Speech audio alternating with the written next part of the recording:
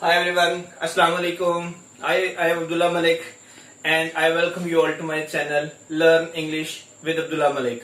Let's talk about pronouns. Pronoun को उर्दू में हम कहते हैं इसमें ज़मीर, यानी ऐसा part of speech that can be used in place of a noun. For example, he, she, it, etc. Now we are going to learn its types. Number one is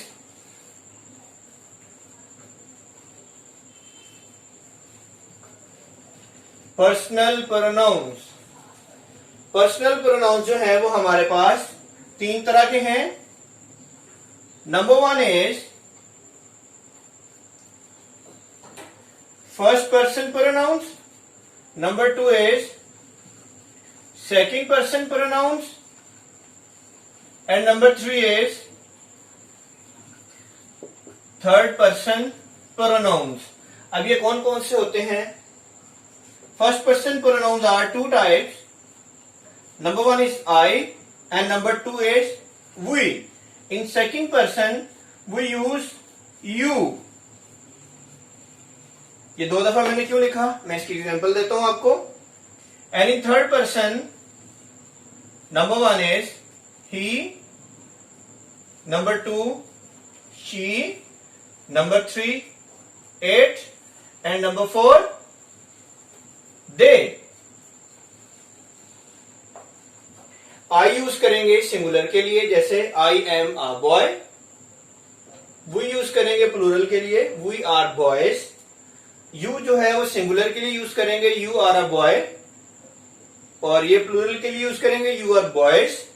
ही भी singular के लिए, he is a boy, she is a girl, it is a beautiful scene. और they के लिए हम use करेंगे, they are playing cricket. So personal pronouns हमने पढ़े तीन तरह के होते हैं, first person, second person and third person. अच्छा, पर्सनल प्रोनाउंस को पढ़ने के बाद हम पढ़ेंगे अब इंटेरोगेटिव और इंट्रोगेटिव प्रोनाउंस. इंट्रोगेटिव प्रोनाउंस को हम उर्दू में कह लेंगे कि ऐसे प्रोनाउंस जो क्वेश्चंस को रेज करते हैं. For example, who, which, what, when, why, etcetera. ये जितने भी हैं प्रोनाउंस जिनको हमने इंट्रोगेटिव प्रोनाउन बोला, ये सेंटेंस के स्टार्ट में आते हैं. एग्जाम्पल हम अंडरस्टैंड कर लेते हैं. Who are you,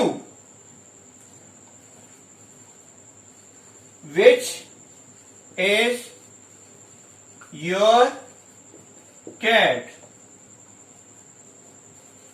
Y are you angry. हमने अभी तक पढ़ा पर्सनल प्रोनाउंस और उसके बाद हमने पढ़े इंट्रोगेटिव प्रोनाउंस. अब हम बात करने वाले हैं डेमोन्स्ट्रेटिव प्रोनाउंस के बारे में.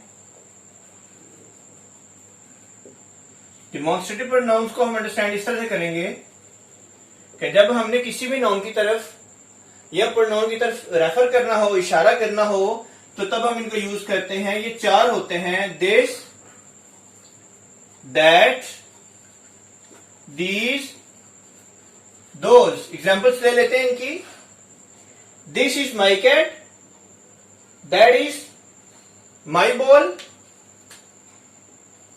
These are our cats, those are your dogs. तो हमने डेमोन्स्ट्रेटिव प्रोनाउन को इस तरह से सीखा कि जब हमने किसी भी प्रोनाउन या नाउन की तरफ इशारा करना हो तो हम ये यूज करते हैं. इसके बाद जो अगली टाइप हम डिस्कस करने वाले हैं वो है रिफ्लेक्सिव प्रोनाउंस. रिफ्लेक्सिव प्रोनाउंस को आसानी से अंडरस्टैंड करने के लिए मैं आपको इनकी निशानी बता देता हूं कि इनके लास्ट में, वर्ड के लास्ट में आता है सेल्फ आता है अगर सिंगुलर हो, और अगर प्लूरल हो तो सेल्व्स आता है. और हम इनको यूज करते हैं आफ्टर वर्ब। एग्जाम्पल ले लेते हैं, I did this work my self. अगर हम इसको प्लूरल में यूज करेंगे, योर सेल्फ है तो वो योर सेल्फ में चला जाएगा। अच्छा, हमने रिफ्लेक्सिव प्रोनाउन और डेमोन्स्ट्रेटिव प्रोनाउन का जब हमने पढ़ा, उसके बाद हम बात करने वाले हैं, नेक्स्ट हमारे पास आएंगे indefinite pronouns. Indefinite pronouns, indefinite word को अगर हम फोकस करें तो ऐसी चीज जो डिफाइन नहीं है, जो डेफिनेट नहीं है। फॉर एग्जाम्पल हम बात करते हैं इंडेफिनिट प्रोनाउंस की, जैसे सम है, फ्यू है, एवरीवन है, नन है, एटसेट्रा। यानी जिसके अंदर हमें कोई डिफाइंड स्ट्रेंथ नहीं मिलती, हम उन प्रोनाउंस को इंडेफिनिट प्रोनाउन कह देते हैं। एग्जाम्पल हम ले लेते हैं, सम स्टूडेंट्स वर एब्सेंट, यानी कुछ तलबा गैर हाजिर थे। तो इंडेफिनिट प्रोनाउन, ये जो है स्टूडेंट्स, ये नाउन है, उसके लिए हमने सम का वर्ड यूज किया तो ये प्रोनाउन बन गया। अब ये स्ट्रेंथ शो कर रहा है लेकिन कंफर्म नहीं है कितनी स्ट्रेंथ है, इसलिए हम इस वाले प्रोनाउन को क्या कहेंगे कि ये क्या बन गया, इंडेफिनिट प्रोनाउन बन गया। Sorry, some students were absent, spelling की मिस्टेक आ गई।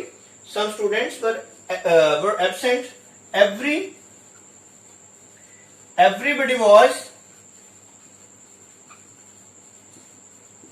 happy, हर शख्स खुश था।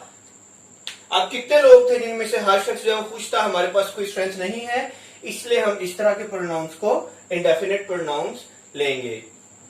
उसके बाद अब हम बात करेंगे रेसिप्रोकल प्रोनाउंस। रेसिप्रोकल कहते हैं, जो कह सकते हो कि मिलजुल कर हो या म्यूचुअल हो। हम इनको दो तरह से डिफाइन करेंगे, जैसे each other and one another. Each other use किया जाता है टू इंडिविजुअल्स के लिए और टू ग्रुप्स के लिए यूज किया जाता है, जबकि वन अनदर जो है ये मोर देन टू होते हैं। एग्जाम्पल ले लेते हैं, both parents like each other. अब हमारे पास दो बंदे थे, हमने ईच अदर का वर्ड यूज किया।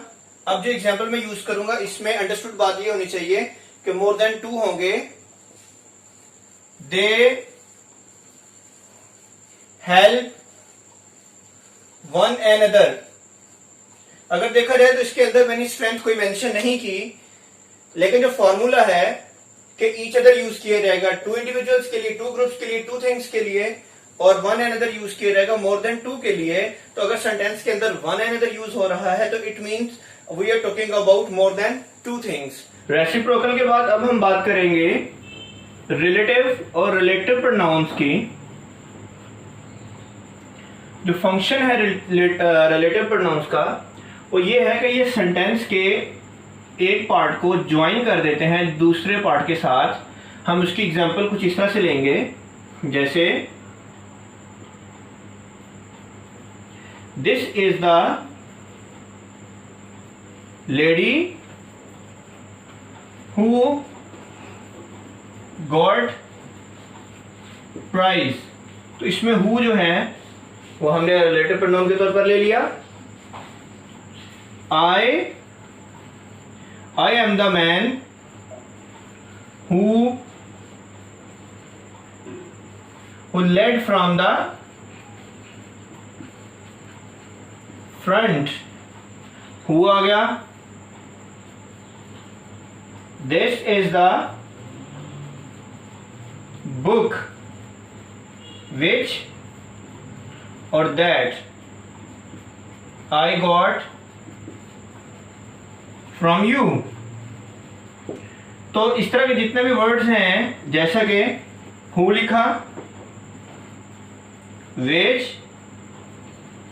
that, whom, whose, etc. ये जितने भी वर्ड्स हैं जो सेंटेंस के सेंटर में आते हैं और क्लॉज के स्टार्ट से पहले आते हैं, हम इनको बोलते हैं कि ये क्या हैं, दे आर रिलेटिव प्रोनाउंस। ये विच और जो है दैट, ये देखें जो प्रोनाउन है उससे पहले आया और इसने इस वाले हिस्से को इस वाले हिस्से के साथ रिलेट किया, तो ये बन गया रिलेटिव और relative pronoun. Thank you so much.